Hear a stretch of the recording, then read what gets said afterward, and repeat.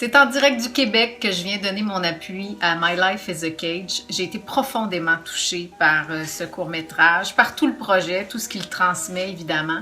Je pense qu'il est grand temps qu'on voit ce qui se passe réellement, qu'on voit la vérité, mais non seulement ça, qu'on soit porté à l'action pour plus seulement prendre soin de notre monde. Hein. Je pense qu'on est rendu au point où on se doit de le réparer.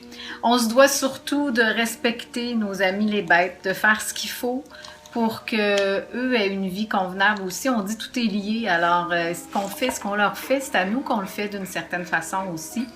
Et je pense que la meilleure façon d'agir aussi, une des meilleures façons d'agir pour aider la cause animale présentement, c'est possiblement de faire visionner le plus possible My Life is a Cage, de mettre le plus de gens possible au courant de cette œuvre-là, qui est magnifique parce que je trouve qu'on a réussi à utiliser la beauté et l'élan artistique pour venir toucher une corde sensible. En fait, au lieu d'aller en guerre, de partir en guerre contre, je trouve qu'on est allé vers une ouverture de conscience qu'on souhaite grandement.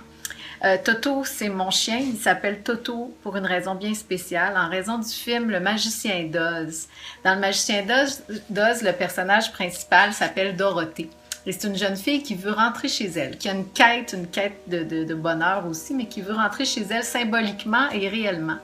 Et c'est son petit chien, Toto, qui représente l'esprit qui la guide. Est-ce que les animaux ne sont pas ça pour nous d'une certaine façon dans notre monde d'aujourd'hui?